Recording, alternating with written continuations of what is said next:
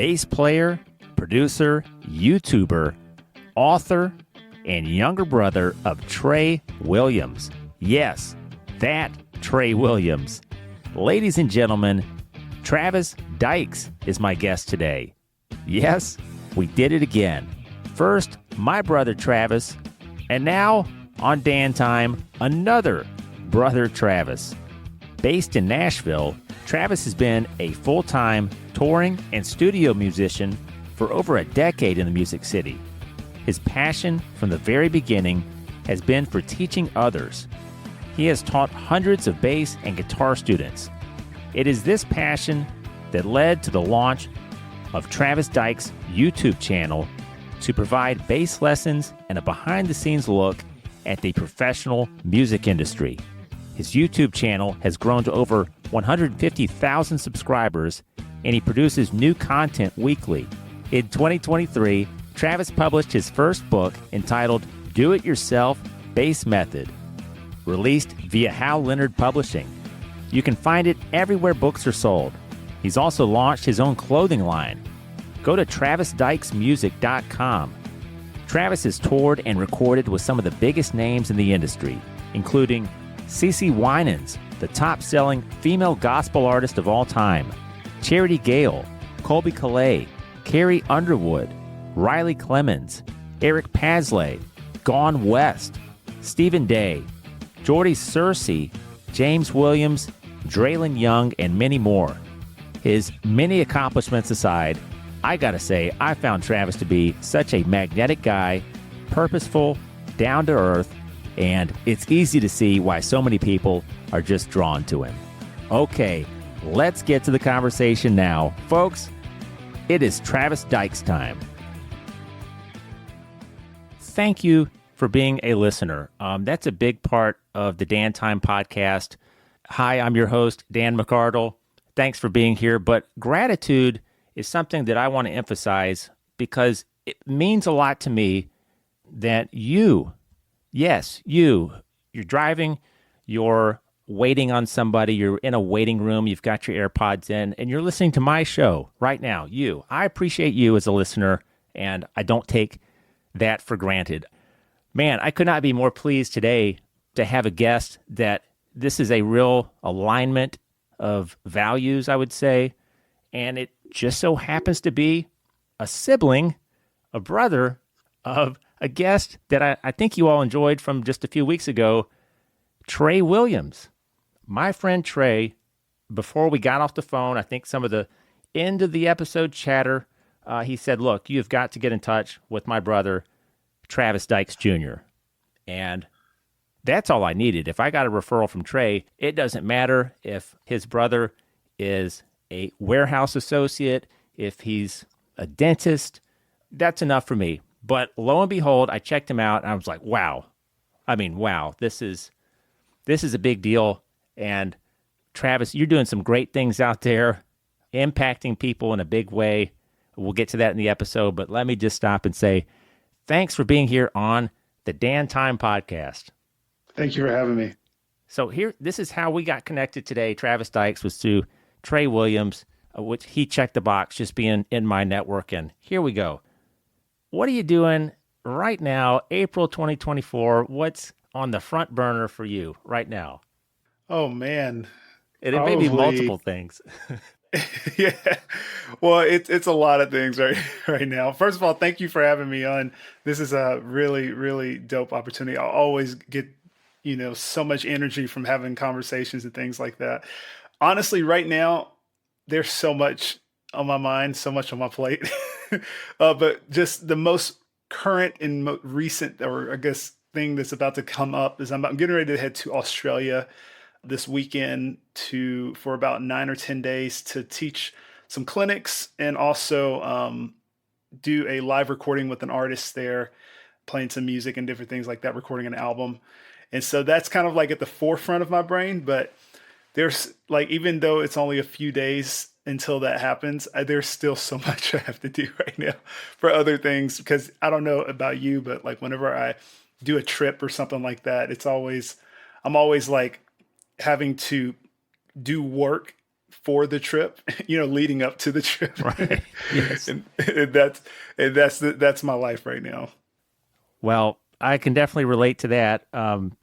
Travis, from what I understand, your interest in music kind of started around percussion and the drums and being a child, and maybe not unlike a lot of kids, where what's the first thing I can start banging on and making some racket and creating some beats in my 5, 6 year old mind or whatever. So it started with the drums, right? Or percussion? Yeah, yeah. So when I think I was around like 5 years old, I started getting interested, just like any child, at that age, just like, oh, so you can just hit something and it makes a noise. That was kind of like my start into getting interested in music. And then from there, it progressed to kind of where I am now with playing bass. But yeah, it started when I was 5, and I'll just give you a timeline, kind of what happened. So I started at 5 with drums, and then that kind of progressed into the next few years, learning some percussion, some, congas, things like that. And then that progressed into my sister, Lakia. She got an acoustic guitar, and just like siblings do, I'm the youngest in the family. And so she got an acoustic, and I was like, oh, I want to play it. I want to play it. And she would, and because I just wanted to beat her, I was like, oh yeah, I want to learn her to play because she has it. And then from there on, I had really actually got interested in guitar after just, that wore off, and then started playing a little bit more and started, learning some chords and different things like that. And that led to me going and starting to play the bass, because the bass was kind of a mix of that guitar world and that drum world. It was like that perfect middle. And so that was kind of like my introduction into getting into playing the bass. Was there ever a time when you started learning? Because I play drums not as often anymore, but I've always wanted to learn a stringed instrument, and the bass guitar would actually be the next instrument that I would like to play. Was there ever a time where you got frustrated in the early stages and it just wasn't coming along the way that you would like? Did you ever consider not following that path with the bass guitar?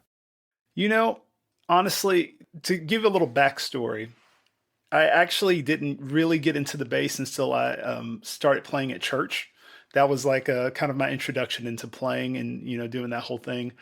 And so the way the story goes is that I was, playing like some guitar at the church, playing drums at the church, and everything like that. And then all of a sudden I heard that I overheard our music pastor, our music director, saying that we needed more bass players.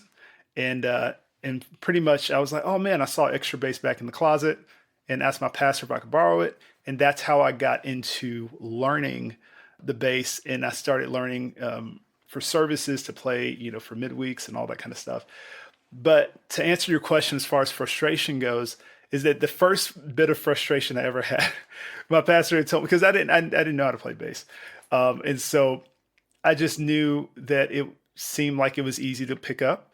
And so one of the things that was very surprising and frustrating to me was, like, my pastor told me when I got the bass, he's like, Travis, in 6 months to a year, you could actually be playing in service. And I was like, 6 months to a year? I thought I was going to be able to pick this up next week.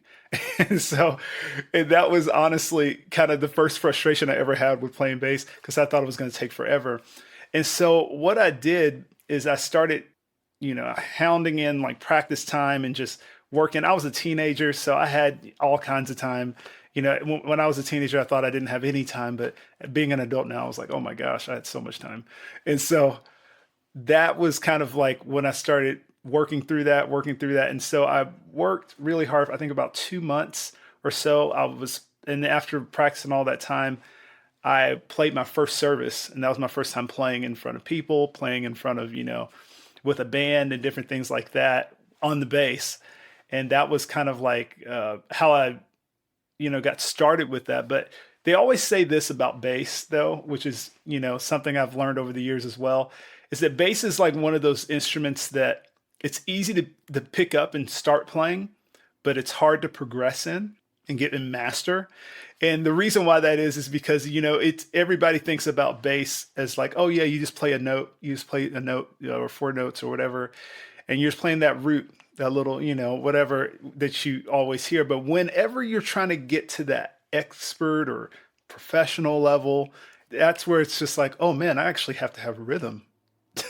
I actually have to know a little bit of music theory. And that's honestly just the whole gambit of playing the bass is just going from not just being mediocre bass player to being, something that's actually a real, what they quote unquote call a real bass player, is one who's not just playing the bare minimum. Right. So what came first, going out and performing for audiences, or getting to a level where you could teach others, or a little bit of both? When did some of those opportunities to perform live begin to materialize? Well, I will say the first opportunity I had was to teach. And that was honestly something that I never knew I was going to learn as much as I did from. So I started playing when I was about 12 or 13 years old. That was when I actually picked it up. And literally the year, I think that same year or the year right after, I started teaching. I started teaching people, even though I wasn't like this expert teacher or anything like that. I just started teaching people because people were trying to help develop, some more, people and friends that were interested in learning. And honestly, that I'm so glad it fell that way. A lot of people feel, want to go out and just get in front of an audience as soon as possible and start playing, and you doing shows and tours and things like that. But I learned so much about growing in my playing, and also just like theory wise and everything about music, because of the questions that were asked from the students I was teaching. And that's something that people don't really think about when it comes to learning and teaching, is that teaching actually is the almost like the fast track to learning whatever you're teaching better and faster. Because what you're doing is as soon as somebody asks a question, you got to be, if you don't know that question, you have to go look it up because you're the teacher, And so it's just like, okay, if I'm going to teach you that, this thing, I have to be at least be able to go and find the answer for it. And so I started there, and then went from teaching to playing live. I used to play like summer camps and things like that. And that's kind of how I got started into that. And it's of course playing in churches and church settings. But then after that, I started getting a little bit more experience. And when I got some more experience, I started playing with some professional artists and different things like that. And when I say professional, like at the first level of this, it was like local level. I was playing with people at restaurants and different things like that, some college friends. And then that progressed to me playing with actually more professional touring artists that were actually trying to make a career of doing this full time. And then I went from that to moving to Nashville, to where everybody's trying to do music, everybody's trying to make it. And that's where it kind of just changed my life with it. Now, in Nashville, like you said, it's not the easiest place to stand out. How much does networking and just relying on your people skills, how much does that help you? I mean, because some people they're just going to sink in that environment, right? If you're not connecting with the right people and putting yourself out there. Yeah, I've heard so many different things before actually moving to Nashville and moving to a city where you're not the only musician. That's something that has been told to me, like, all right, you got to make all these connections. You got to connect with this person. You got to connect with that person. If this person can't get you somewhere, then you don't need to connect with them. Now I'm like, no. And so what I started to learn when I first moved to Nashville, I came in here with that mindset, and I started noticing I'm making all these connections. Oh man, I got this person's number. I got this person's number. I got this person's number. They work with this person. But then when I started to realize, as I started to actually grow and get better as a musician and different things like that, is that those people who I connected to, those people, I got their number, I was like, I sometimes I would go get lunch or coffee or something like that. But I realized that those people with connections weren't calling me. They weren't asking me like, hey, can you play this gig? Hey, can you do this thing? Hey, can you do whatever? Which is what you want to do. That's the reason why you're connecting with them. But the thing is that connections only take you so far. They can probably get you like a little small opportunity that's kind of temporary. But what I learned is that what takes you to that next level and what really gets your network and grows your network is when you have friends, genuine relationships. Because when you actually have friends, what happens is that you're going to look out for each other.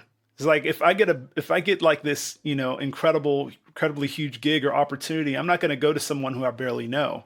I'm going to go to someone who I'm like, oh my gosh, I want this guy to win. This guy's a killer. He's so good, and I want somebody who I know I could trust. And so whenever I get opportunities like that, I go to the first people I always go to, even to this day, are people who I have a good relationship with, people who are my actual friends that I hang out with outside of just music. And sometimes, that's what you're trying to achieve. I mean, honestly, that's really what you're trying to achieve is that you're trying to achieve having a relationship versus just having a network. Because honestly, I always say it like this, really having a network is having a net to catch you when you fall. Because the thing is about having a net. A net is something that we all need because we are all trying to go out here and take our chance at creating a career in music.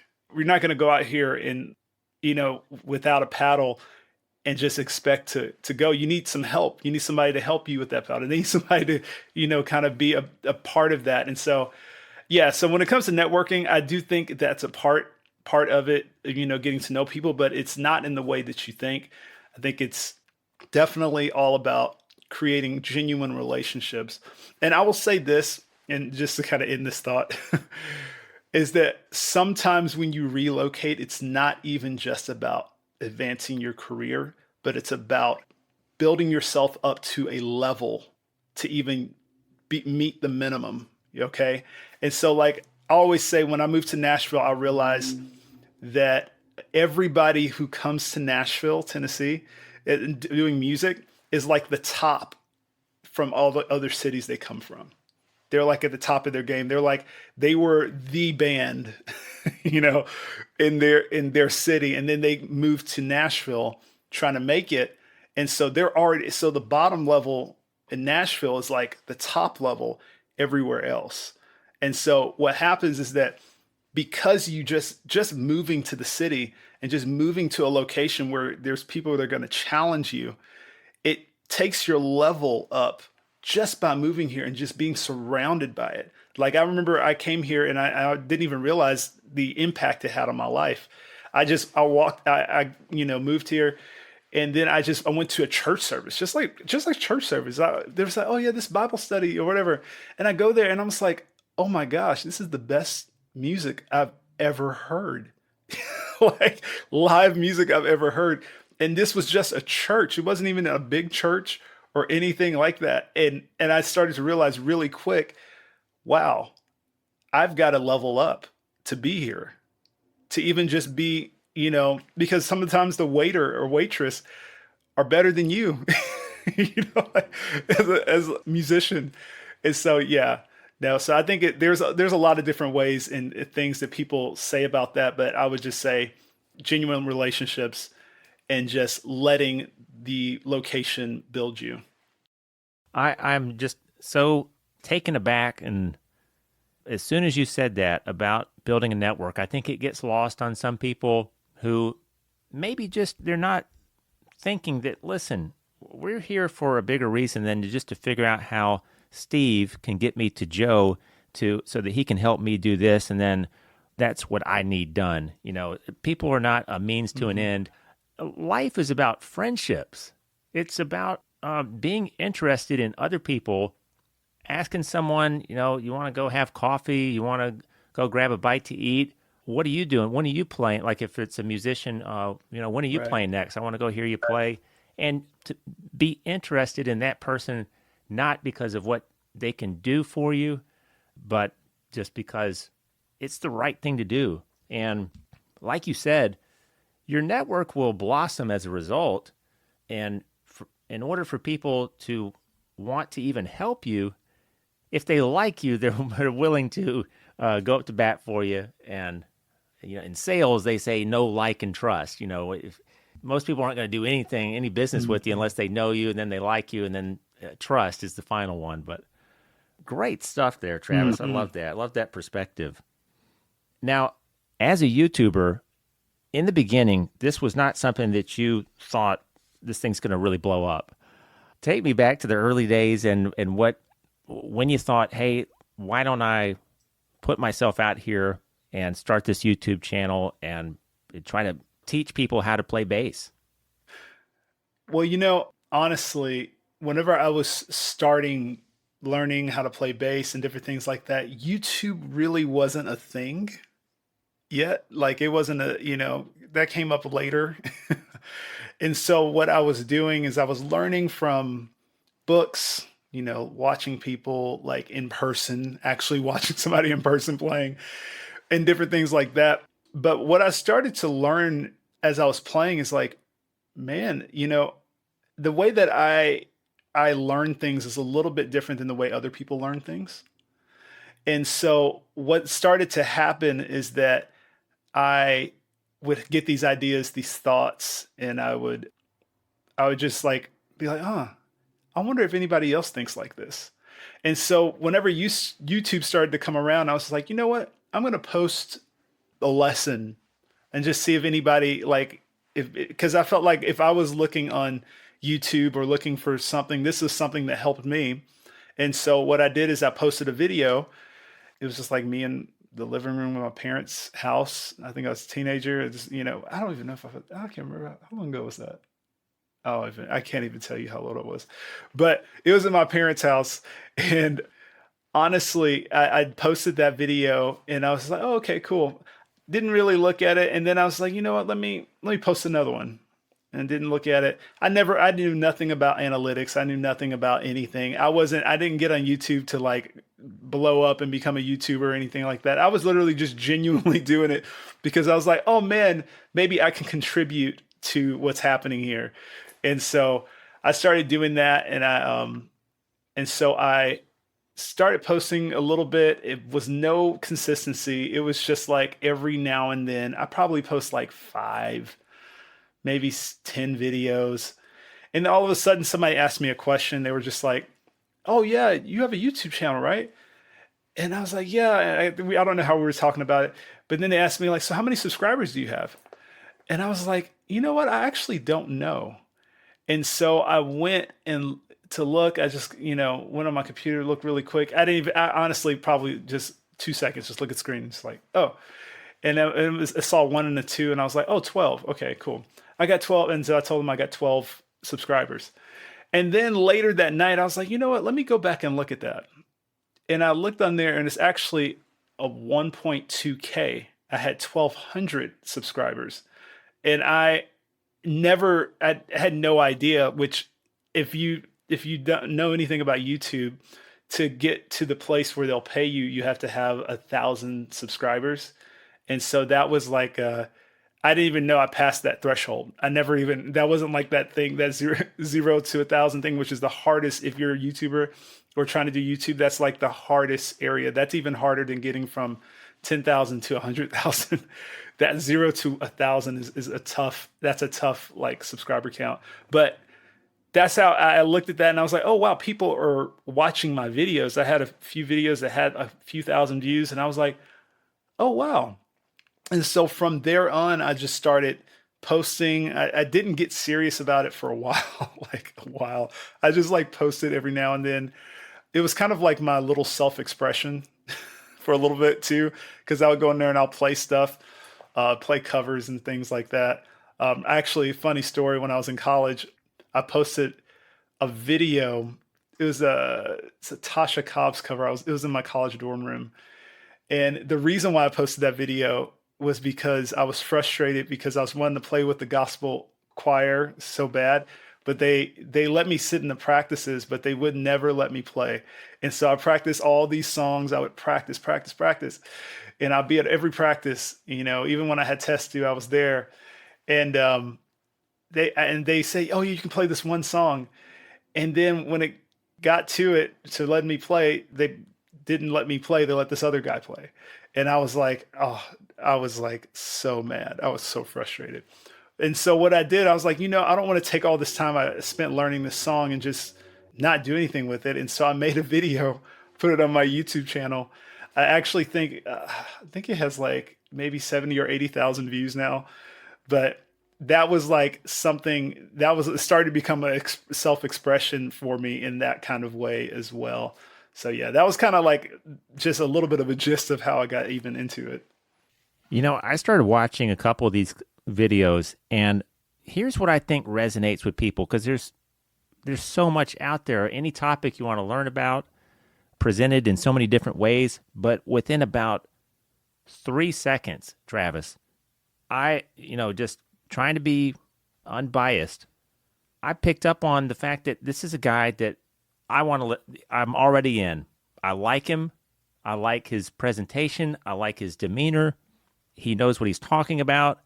You kind of have that first 3 second, I don't want to call it like a sell, but it's like people have very short attention spans, and they will quickly move on to the next thing in their scroll. They will ditch that video in a heartbeat.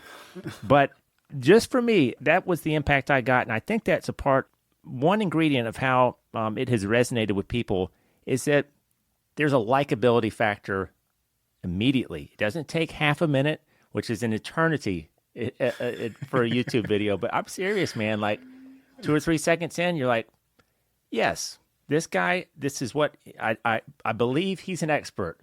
I already believe it.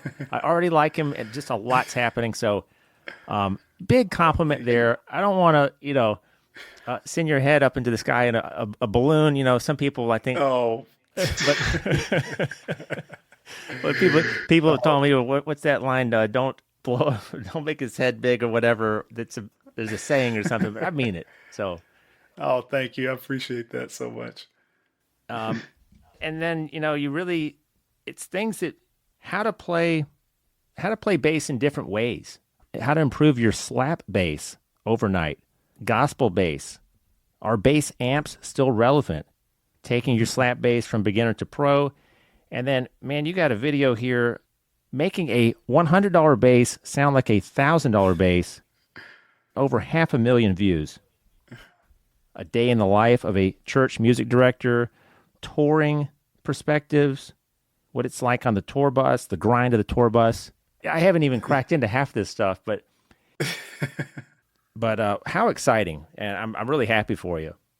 Oh, thank you. It definitely is a fun journey that I'm very, very grateful to be able to be a part of.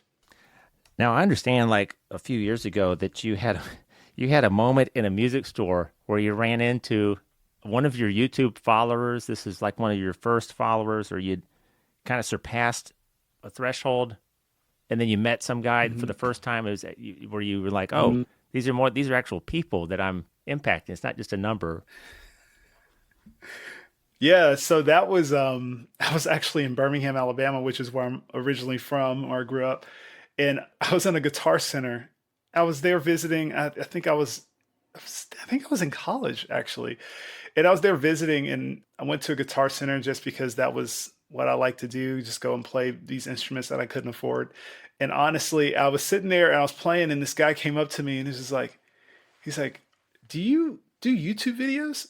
And I was just like, yeah, how do you know that? And then he's like, I think I follow your channel. Do you do like lessons and stuff? And I was like, yeah.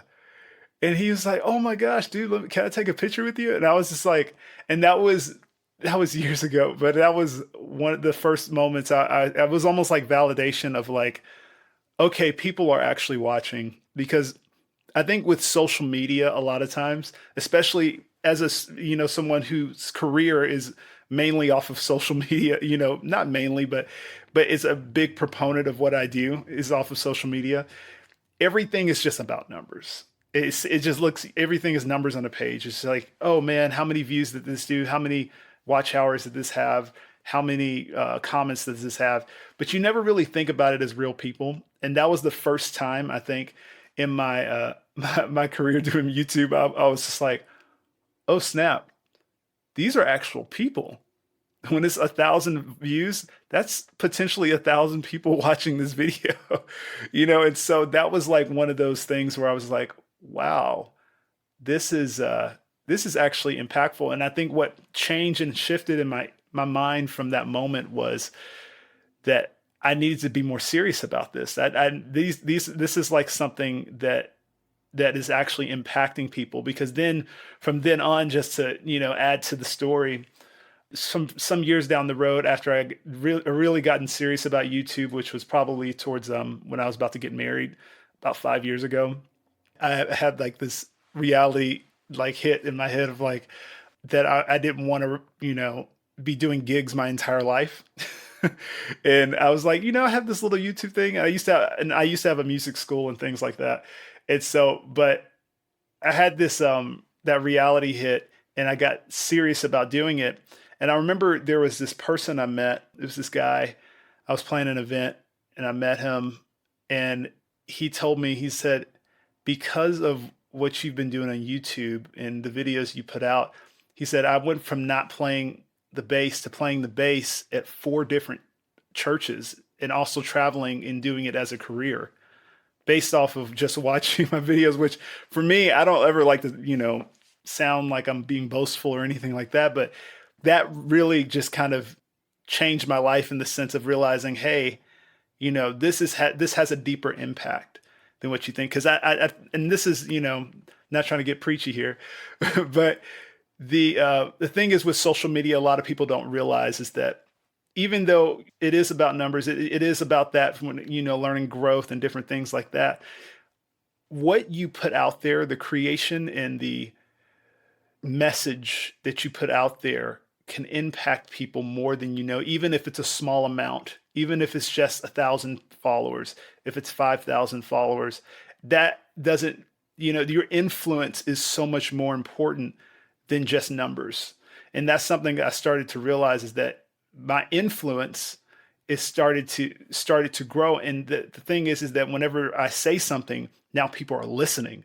And so that's a shift that started to happen that changed it changed my whole perspective of everything. Cause I was like, okay, now if I'm going to tell somebody to go buy something, I need to make sure it's actually good. I actually need to, I'm not, it's just like if you're the CEO of Apple and you tell people something, it's like, okay, well, people are going to they're going to listen, And so you want to make sure that you're protecting your influence, but you also showing that it's valuable to you. And you don't want to just, flaunt it and just jump on whatever's trending on TikTok or whatever, but just think about what is your brand? What are you doing? Because this is what's impacting people. Wow. I like how you said that and how you're in touch with the influence that you have. Because you are an influencer, and when you have that number of followers, you don't want to just arbitrarily start acting a certain way or changing your message, because these people they like you. They, like I said, they trust you, and they're all in. And that's great that you see it on that level. Mm-hmm. It's not just about, people ask me at the beginning of this, I call it a project. It's my podcast, but people have asked me, well, how can you make money at it? And really what I've grown to love about this podcast is just the fact that anybody listens to it, and if they do, that it makes them happier for that hour or that day, or pick them up in some way, or they feel like that it's just bringing enjoyment. So I'm not trying to change lives. I'm trying to brighten days, I guess. And if anything else happens, then that's great too. But that's the purpose. And people listening, there's all kinds of things that you can do. It doesn't have to involve media, doing a show, having a YouTube channel. There's all kinds of things, small moments in life when you encounter other people that can make a big difference. I talk about that a lot, but Travis, I'm just so enjoying this conversation. Me too. Now, I got to ask you, because I feel like I'm a pretty positive person. I do get down sometimes. Everybody does. Everybody encounters setbacks. I got to ask you how you reacted a few years ago. I guess you and your wife are on a trip to Disney World, and she noticed, and you probably noticed that something wasn't quite right there. And tell me what was going on there, and what those next few weeks and months were like when, wow, I got something to deal with here that this wasn't on my radar. Yes, yes. This is something, honestly, because I got married in 2019. Give a little perspective. I got married in 2019, and my first year of marriage, halfway through, because we got married in June, halfway through in January was 2020, when the whole 2020 conundrum happened.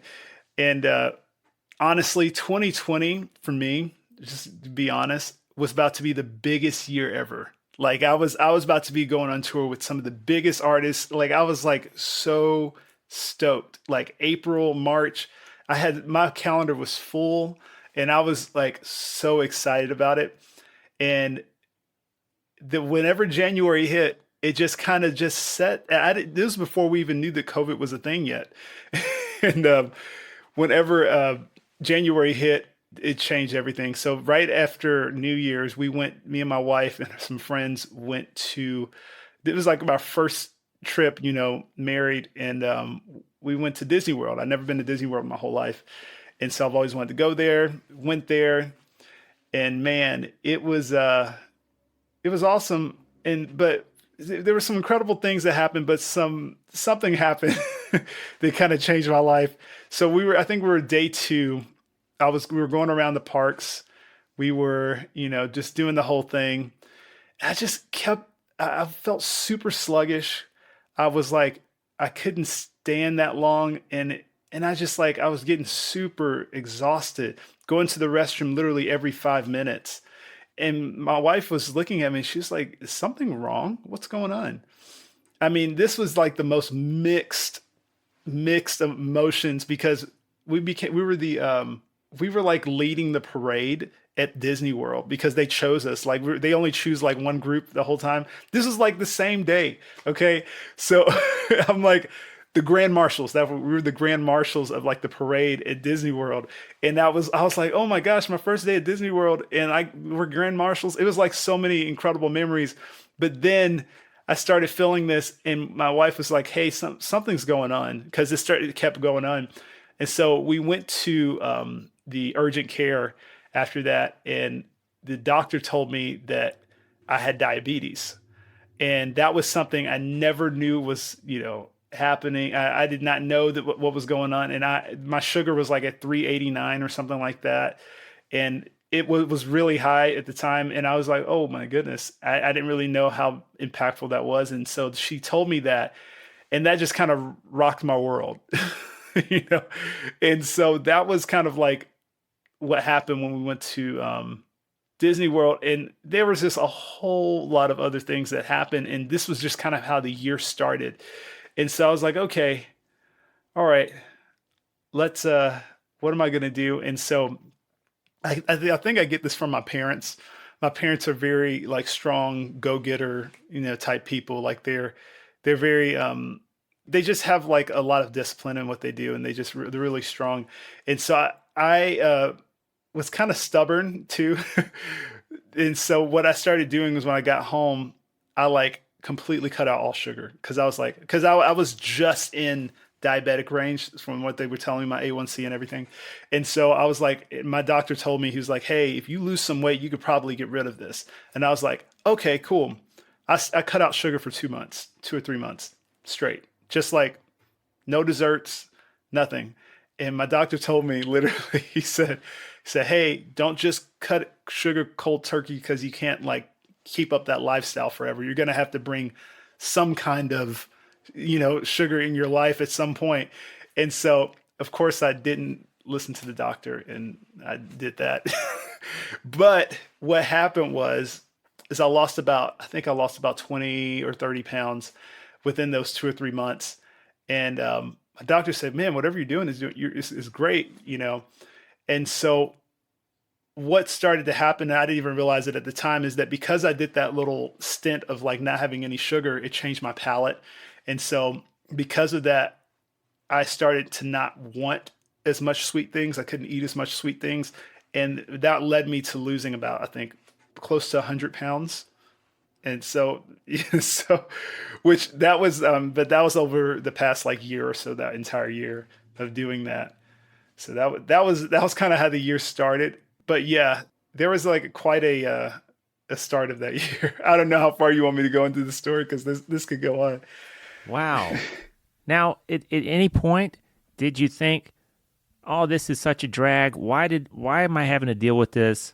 Or did you just approach it like, well, I mean, I can't believe you, even against your doctor's advice, you cut everything out and probably, went through those physiological push and pull feelings or whatever of like, gosh, I really want a Hershey's bar right now or whatever it is, but I'm just going to leave it alone. Oh yeah.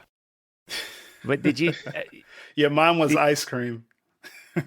Oh, yeah. Oh, I love some ice cream. But I guess, did you just kind of roll with it? Yeah, there was something that I actually, my wife actually was the one who influenced me on this. Early on in our marriage, she was really, or actually, I think we were dating. She started going to, I guess one of her friends had lost a lot of weight, and she was like, "Hey, how did you lose weight?" or whatever. And she had said, "Oh, she went to a therapist, and they, talked about it and changed her mindset about food." And so ever since she told me that story, I looked at my situation completely differently. And honestly, what I started to think about is this whole aspect of what is my mindset behind food. And that's what changed my life.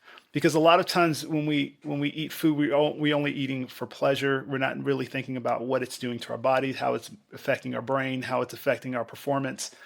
And so what started to happen for me is that I'm like, okay, yes, there are times I could eat it for pleasure. I could have that little bit of ice cream here, or whatever. But then I started to realize, as I was going through this, I was performing better. My mind was a little bit sharper. And I was like, huh, okay. And then as I started to go through this own journey myself with this, I started to understand like, okay, this is the reason why people who are high performers like Steve Jobs or the Mark Zuckerbergs or all these crazy high CEOs, when you look at their lifestyles, what they're doing is they're focusing on their performance because the level that they have to carry and the level that their mind has to think about is so much, that's what their job is their brain. Their brain is the job. And so if you don't take care of your brain and make sure you're watching how much stress you're taking on and working out and making sure you're focused and different things like that, like if you're not working on your health, then you won't be able to achieve that level of success. Because once you don't go from just, being lazy to being, a multi-billionaire CEO, there's a reason why there's a separation. There's such a far separation. And so I started to realize that over, this time period of going through diabetes and different things like that. And so I was like, oh, wow. And so I started to notice that my performance started to be better when it comes to doing YouTube videos. I started noticing better ideas. And I think that's what started to attribute to myself, like, okay, this is actually what I needed to do. And I honestly think it was, because I'm a believer, I'm a Christian. And so I believe it was like kind of God's way of telling me, hey, if this is what you need to do to, level up what you're doing. And so that's honestly what I feel like I got from that. Wow. Yeah, you never know what's ahead of you tomorrow, next week. We should always expect the unexpected. And I love the story there and how you've dealt with it and kind of how you've spun it into a positive. And you're right, really high performers, they don't just eat cheese puffs and double quarter pounder. I mean, they're double cheeseburgers and whatever they just want to shove down. Like they have pretty structured meal plans. I would think most of them do. Um, so a lot of fruits and veggies, and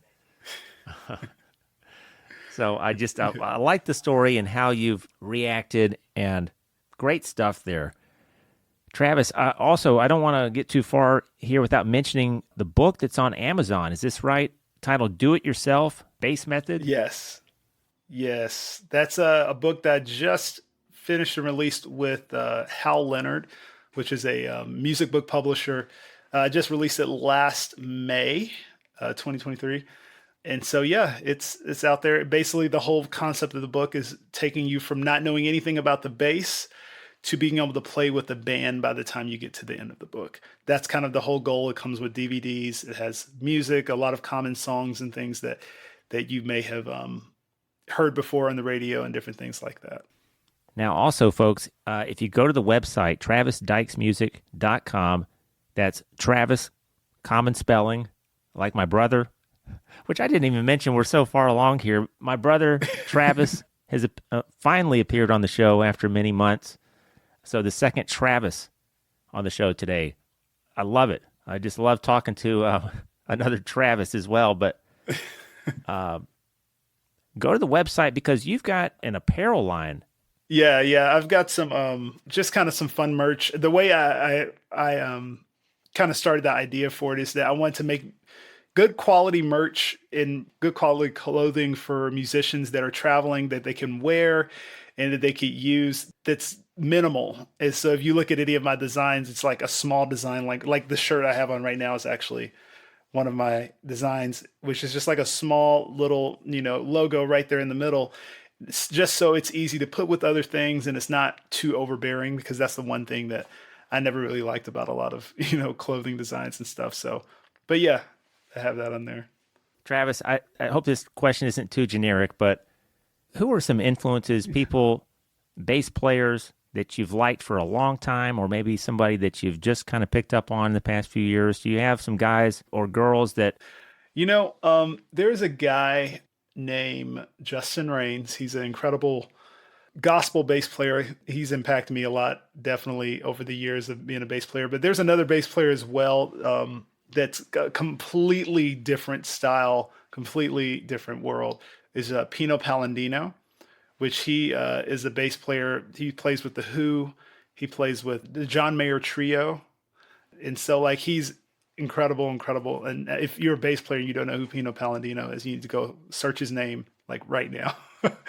Incredibly impactful musician. But those are probably a couple of the, I guess, when it comes to bass players and things that really kind of inspired me over the years, as far as just people to role model after in my playing musical ability.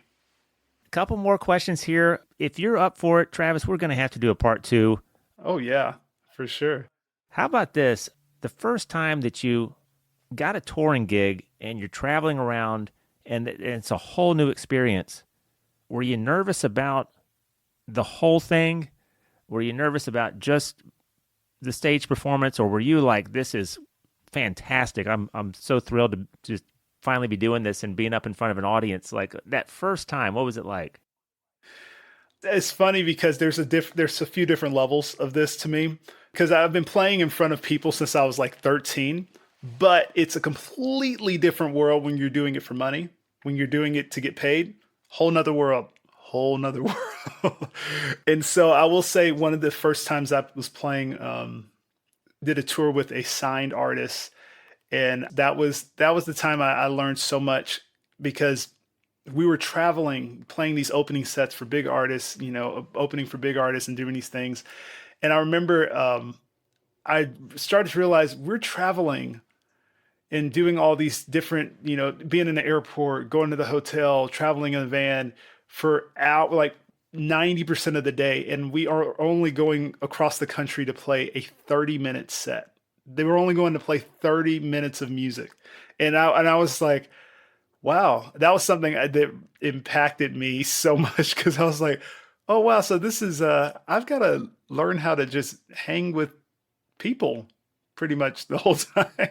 And honestly, that was something that changed a lot for me. But I will say, as far as nerves go, I was nervous, of course, because nobody wants to, mess up on stage, especially if you're getting paid for it. They're like, oh my gosh, but people realize that you're human. I realized that over the years. People realize you're human. That's the whole point of having this, going to a live show, is that it's not just a track that's perfect, that's part of the experience. Now, of course, you don't want to make that like a normal thing. Like you're consistently making big mess ups or anything like that. No, you don't want to make that a normal thing. But if it happens occasionally, you just roll with it. And it's a part of the experience. And that's something that's great. And when it comes to nerves as well, is like something I've actually told people before, is that even to this day, I just still get a little bit of nerves going on the stage, even though, I've been doing this full time since I was 18 years old. And I still, till this day, will get nerves. But what I've started to do and what has changed about it over the years is that the energy, you get like those nerves, and it's like, you're like, okay, you get this little jolt of energy and adrenaline going. At first, when you're young into, being in front of people, you don't know what to do with that adrenaline. It's just like, what do I do? But the more you do it, you start to learn how to channel it. And then the way I started to do it is I started to channel it as focus versus channeling it as just like spontaneous energy, just like to go wherever, because I think that's the way when you're younger, that's what your mind just goes to a bunch of different things, a bunch of different, whatever. But over the years, what I started to do is learn how to change my mind to just use that energy to focus on what I'm doing and to focus on the job and what I'm supposed to be doing in that moment. Because when you do that, then it just makes it so much easier to everything to feel natural. Like if you wanted to walk on the catwalk, oh my gosh, learning how to walk on the catwalk, that was crazy. Going play in an arena show and you're walking in the catwalk, you're looking at all these people and you're like, oh my gosh, I'm playing the bass. Oh, okay. I gotta look, there's so many different things, that to come with it. But that's where those nerves, you start to change your mindset to it. It's like, okay, I'm here to do this job and I'm just going to channel this and make this the best show or concert that I'm going to, I've ever done. How about, are you connecting with people in the audience when it looks like they're having a good time and you do the eye contact and the big grin? Yeah, no, that's actually funny. Sometimes that for me, I'm not like, my personality is not like one where I'm just like, I just want to just, crowd surf or something like that. That's definitely not my personality, because my personality is more of like, I want to make sure I get every single note right. But that's something I learned. I learned definitely playing, with signed artists and different things like that in the professional world. It's about the whole feeling. You got to move. You got to go. You have to connect. And that feeling of looking at somebody and they're looking at you has put me at a standstill before. It is just like I'm playing, and then all of a sudden, there's just somebody who's just sitting there, and they're just looking at you, just right in your face, right in your eyes, and I'm just like, what am I supposed to do with that? And honestly, that I will tell you that it's fun once you get over that, and there's going to be some weirdos in the crowd, but sometimes it just kind of hits you like different. It's like, oh, all right. Oh man. Yeah. And then after the show's over, do you have any sort of routines for how you step down from that adrenaline, and are you ready to just call it a night, go to bed, or how do you relax after a performance? Pretty easily, because usually that day is a lot. And so it's because it's kind of like going and doing something stressful. Like you're building up to this moment, and then it's just like the moment happens and you're just like, oh, it's like your body finally relaxed and you could just like crash. Usually, what happens is that at the end, depending on if I'm playing a festival or what the event is, I usually want to go get something to eat and then just crash, And sometimes there's moments, actually now with certain artists where we do like the whole band, not just the artist, would go to the merch booth and sign and take pictures, sign autographs, take pictures, and different things like that. And so that could be sometimes a little draining, but that's sometimes a part of it. But it really, honestly, for me, I could just eat a cheeseburger and go to bed, which I don't eat a cheeseburger. We're talking about healthy things, but I do like usually eat something and just crash. I gotta mention Trey here, your brother, and your connection. I know you guys probably don't get to hang a whole lot. What's it like when you get together now? I know he's super proud of you. How do you guys get along? What's it like when Trey and Travis are hanging out? You know, that has changed over the years.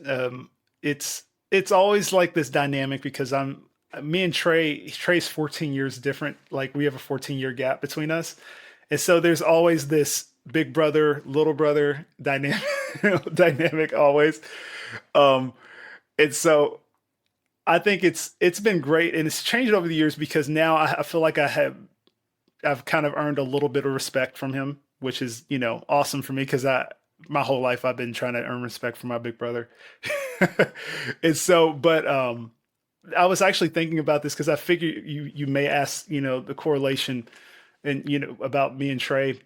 Something that I don't even know if I've ever said it on a podcast before, but my brother actually, because he went to the military and he, went, I'm sure I listened to the episode where you talked to him about like him joining the service and everything. But the other side of that, in my perspective, was kind of a little bit different. And it actually is crazy because I didn't realize how impactful indirect influences are, indirect, things.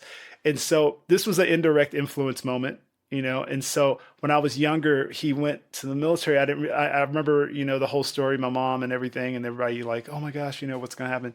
And I remember we went to Paris Island when he graduated, and I remember my dad was so proud. My parents were so proud. And in that moment, I was watching him march, with them in their graduation ceremony. And it just made me, it really sparked something in me to be something more, And so I was like, oh man, I want to try, I want to do that. I want to be confident. I want to do this thing, and just a little background on me. I was homeschooled my entire life. I was homeschooled from first grade all the way through high school. And so for me, seeing him in that scenario gave me this confidence to be like, hey, I can do more, than just, being what everybody else is being. And so he did that. And that was an indirect influence I didn't even realize until like I became an adult that impacted my life in a really, really big way. And so from there, I went to actually doing kind of a junior kind of military organization called Civil Air Patrol, which actually me joining that actually changed my life when it came to leadership and all the things that you learn in the military without actually joining the military.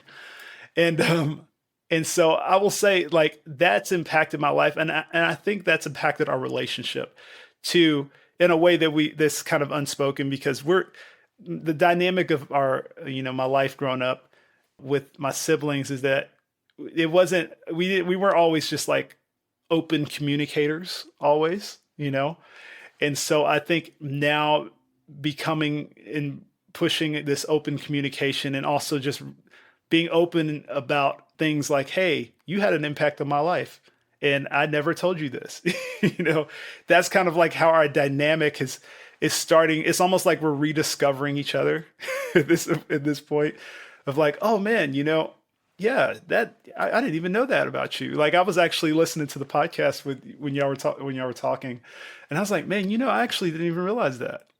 And I was like, huh, wow. And so there's certain things that I feel like that as far as our dynamic over the years has grown, it's almost like because we become adult, like I'm becoming more of an adult. He's been an adult for way longer than I have. But because of that, I'm starting to realize, oh man, it's okay to say these things. It's okay to have these more open conversations. And I think honestly that listening to y'all's podcast showed me a lot. And I was like, huh, I need to, I probably need to, ask him about some of these things someday because I actually didn't even know, being so young, what was happening in those moments. Isn't that something? I mean, because I was doing the math. You must have been, what, about 4 years old, five, Yeah. just a small child. And he probably didn't fully realize the impact that just that moment was going to have on you. Wow. Yeah. My gosh. Yeah, this has just been inspirational in a small way, maybe a big way for a lot of you people listening. Travis, anything else that we haven't covered? I'm sure there's something because we've already agreed to do a second episode. But anything else you'd like to plug?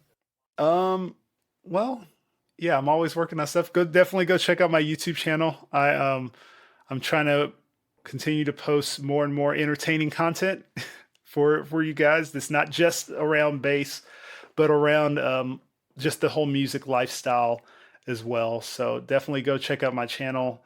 And yeah. Okay, a couple of silly questions, and these aren't going to get too crazy, but like a lot of couples, you probably have different interests, different movies and things. Are there movies that Caitlin likes to watch that you didn't think that you would like it, but like a movie or something that you're like, you know what, that's not so bad, or a show that she has wanted you to watch with her that is right up her alley, not so much yours, but you're like, okay, this is better than I thought it would be. Yes, actually, it's probably going to be crazy, but The Office. The Office was definitely something I didn't know about growing up or never really watched. The Office and Parks and Rec are probably the two things that at first I was just like, "What is this? What is this humor?" And then I it clicked, and I was like, "This is actually hilarious." Yep, that's a good one. How about somewhere in all your travels? What's somewhere that you've only been once and you'd like to go back, but it's you're not sure when, you're busy, you got a lot going on, but you just had a really good time. That's a great question. There is, Some of the travel is probably a blur, right? When you're on tour. oh yeah, because you're like half asleep, most of the times when you're walking in these places. No, honestly, I'm trying to think. One place that was just insane. I like to go visit again. Probably London. London, England is was so much fun for me. Definitely playing music in London is, man. It's like a cleaner New York City in my mind, and everybody's proper. It seems like very posh, because their accents and different things like that. And you kind of feel like it's this comfort in going to a culture that's very similar but not the same, you know. And so I really I love that place. It's so much fun. Okay, two more little lightning round questions. Do you enjoy sunsets, long walks on the beach? Yes, actually, I was actually listening to a podcast today. It was a neurologist or a neuroscientist, and she was talking about how nature is really good for your sense of comfort and well-being, and like just mentally. And she was talking about the studies and different things like that. And honestly, for me, that's always been a big thing. That's the reason why, especially when doing, kind of a media type of path of what I'm doing, is like I've been in this room most of this week, not getting outside of the house. I've been recording videos, doing whatever business stuff, all this kind of stuff right here. And so sometimes it is the best thing to do for myself, especially, is just walk outside. And so I love walking outside. I love even going on hikes. Now my wife, she hates outdoor stuff. It's just not her thing. But we're trying to come with a compromise there when it comes to that. But no, I like long walks on the beach, all of that stuff. Getting into nature, letting the sun hit your face. That I love all of that. That's me, 100%. I really like that. I think sometimes in our digital world, which there's no, I mean, you can unravel from it a little bit, but it is what it is. And it's a lot of fun sometimes. But I think that people, like you said, you can forget that, oh, shoot, I could probably benefit from just stepping outside, feeling a nice breeze, going for a walk, feeling the sunshine, and just, yeah, I think we get a little lost in the technology. It's great, and you can take it with you, which is good too. But yeah, I like how you said that because we're busy people. Everyone, I think we're all very busy. We're inclined to be busier these days.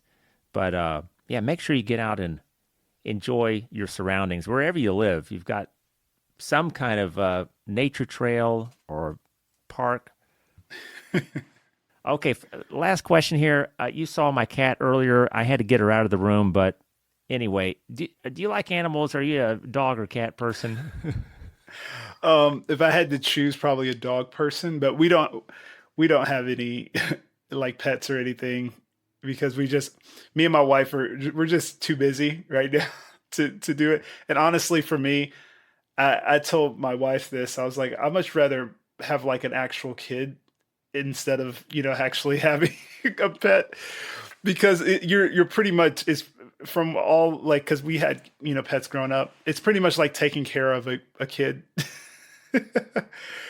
So it's like I might as well have instead of wasting this time. Well, I don't want to say wasting. If you're a pet owner, don't kill me. But you're not wasting time, but it's just you have something that will eventually be autonomous, be able to grow and do its own thing. But animals will always be dependent on you.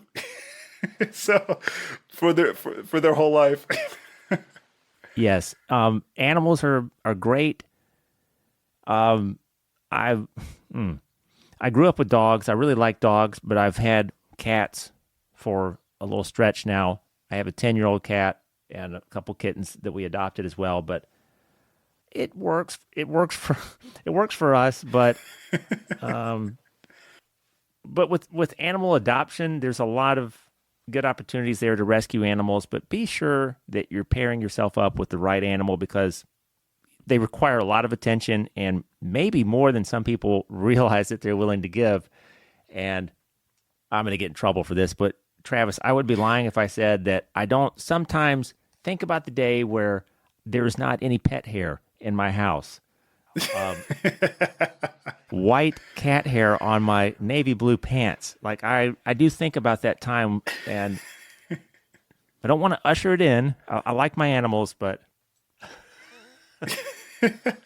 We babysitted a dog one time, and there was just hair everywhere, and it was just like a couple of nights, and I was like, oh my goodness, yeah, I don't know if I can do this. okay. Well, we're getting way off track here, but that's what happens on Dan Time. Folks, be sure to follow Travis Dykes. He's on YouTube at Travis Dykes, Dykes, Instagram at TDykes, and TravisDykesMusic.com. So much to dive into. I think we covered a lot of it today, but I'm telling you, I want to pick right back up and explore some more of the Travis Dykes story. I love it, and I'm so glad that Trey came on the show so that we could facilitate this conversation. And man, I hate to pick favorites, but Trey, you got a lot to live up to for your follow-up episode if you're listening, my friend. Oh my gosh. Okay, Travis, I'll let you have the last word here because otherwise I will just I'll just end in a garbled mess. And how about you send us out here? Oh man. Well, I hope every one of you enjoyed today's conversation. Um, and I will say this would kind of, if this is okay to end it like this, the one thing that if I could say something to leave with anybody who's listening is to not let your weaknesses in life be looked at as a disadvantage, but looked at as an advantage. Because anything that I've done over my life, anything I've done on YouTube, anything I've done in music, there's always been a financial thing. It's been oh, I don't live in that location thing. I don't have this, and everything has always been looked at as a disadvantage. But really, honestly, when you start to look at whatever your disadvantages are as advantages, that's where you start to change everything in your whole scope of life. Well said, Travis. Thank you so much for being here, and we'll pick right back up. Folks, you never know. We might go back to back. I haven't done it yet, but we might start. That's it for this episode, and we'll see you next Sunday on the Dan Time Podcast. Thank you, Travis Dykes. Thank you. Hey, if you love that episode, be sure to add a star rating. If you're on, say, Apple Podcasts, I'm not sure that it could be any easier. I would compare it to the self-checkout at Walmart or at the end of a Microsoft Teams call when they ask you about the audio quality. Also, tell a friend about the show. Tell that guy Dan that you work with. Tell your Danielle friends and your friend D'Angelo and your cousin Danny. Everybody's welcome, and I appreciate you, my friend, for listening. Thanks, and have a wonderful week. We'll see you next Sunday.